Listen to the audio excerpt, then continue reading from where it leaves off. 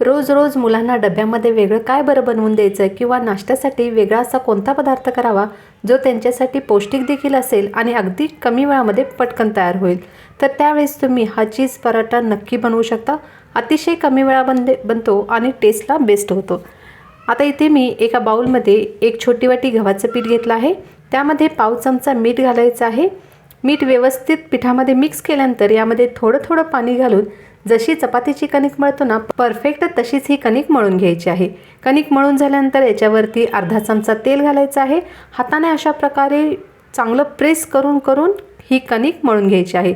यामुळे काय होतं, चपाती जी होते ना ती अतिशय सॉफ्ट तयार होते आणि बराच वेळापर्यंत मऊ राहते। तर यापासून तर आपण पराठा तयार करणार आहोत। कणिक झाकून साईडला ठेवून द्यायचे। आता इथे मी 4 चीजचे क्यूब घेतले आहेत, त्याचबरोबर बारीक चिरून कोथिंबीर घेतली आहे, बारीक चिरून लसूण घेतला आहे, 8 ते 10 लसणाच्या पाकळ्या बारीक चिरून घेतल्या आहेत, थोडीशी चिली फ्लेक्स आणि ओरेगानो घेतले आहेत। आता हे जे चीज आहे याचं कवर काढायचं आहे आणि खिसणीने अशा प्रकारे खिसून घ्यायचं आहे। आता जे कणिक आपण मळून साईडला ठेवलं होतं ते घेऊ।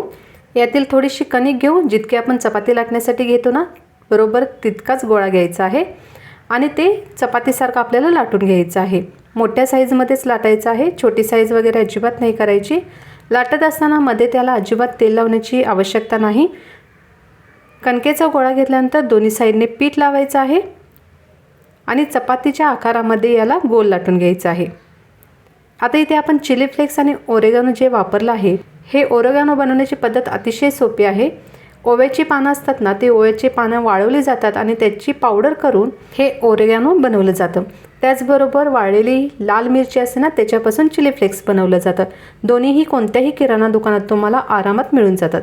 आता इथे व्यवस्थित लाटून घेतल्यानंतर बरोबर सेंटरला जे खिसलेलं चीज आहे ना, ते चौकोनी आकारामध्ये घालून घ्यायचं आहे, कारण या पराठ्याला आपण चौकोनी आकार देणार आहोत। त्यासाठी चीज व्यवस्थित मध्ये सेंटरला चौकोनी आकारामध्ये घालायचं आहे किंवा पसरून घ्यायचं आहे आणि त्याच्यावरती चिली फ्लेक्स, ओरेगानो, बारीक चिरलेलं लसूण आणि थोडीशी कोथिंबीर घालायची आहे।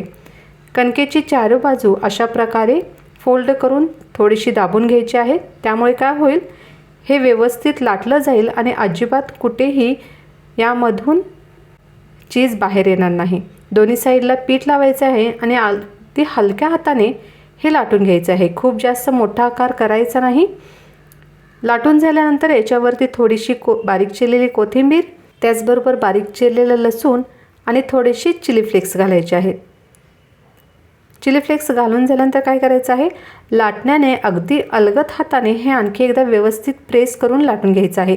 यामुळे काय होईल, जे पराठ्यावरती आपण हे कोथिंबीर, लसूण आणि चिली फ्लेक्स लावले आहेत ना, हे अजिबात जेव्हा आपण पराठा भाजतो ना तेव्हा खाली पडणार नाहीत।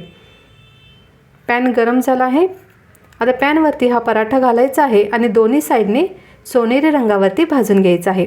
भाजून घेताना एक गोष्ट लक्षात ठेवायची की गॅस मध्यम आचेवरती ठेवायचा आणि दोन्ही साईडने व्यवस्थित भाजून घ्यायचा आहे। आता इथे भाजण्यासाठी तुम्ही तेल, तूप किंवा बटर कशाचाही वापर करू शकता।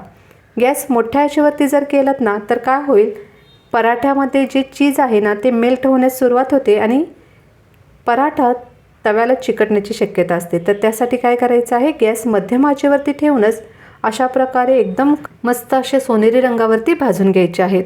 हा पराठा इतका छान होतो की बघता क्षणी खाण्याची तर इच्छा होतेच, त्याचबरोबर अतिशय कमी वेळामध्ये बनतो। कारण सकाळी आपण चपाती करण्यासाठी कणिक तर मळलेलंच असतं, फक्त चीज खिसायचं आहे आणि हा पटकन पराठा तयार करायचा आहे।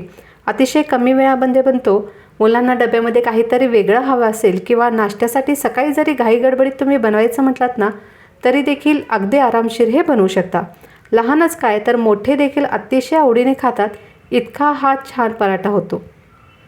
बनवण्याची पद्धत अतिशय सोपी आहे, तर तुम्ही देखील नक्की ट्राय करून बघा आणि मुलांना देखील नक्की बनवून द्या, त्यांना देखील खूपच आवडेल।